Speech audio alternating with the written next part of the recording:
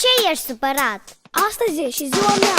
Flori în dar și un cântec de la mine, ca să știi cât de mult țin la tine. Știi, da? E cea mai frumoasă zi, visele se vor împlini. Mulți ani trăiască, mulți ani trăiască, la mulți ani. De ziua ta, ziua ta, flori înfloresc. De ziua ta, ziua ta, eu îți doresc. De ziua ta, ziua ta, tot ce mai bun. De ziua ta, ziua ta, a ta.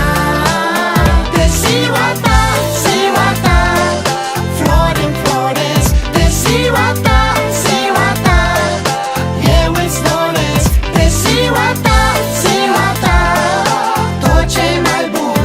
De ziua ta, ziua ta, a ta. De ziua ta n-am să fiu rău, dau share și rămân fără portmoneu. Deschid dușa cu flori în mână și-ți cânt un la mulți ani, nu doar în română. Vrei?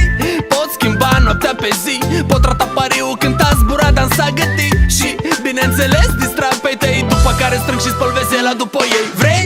Te pot duce în spate și darurile în mâini. De ziua ta îmi cer iertare eu de la vecin. Am să te fac să râzi cu poftă, tras de urechi în locul tău, bătut cu tortă, iar pe boltă cu numele tău spre curcubeu. Lansăm un zmeu, doar tu și eu. Dar spre dimineață lasă-mă să-i trag un pui de somn, indiferent unde am să dorm. Ziua ta,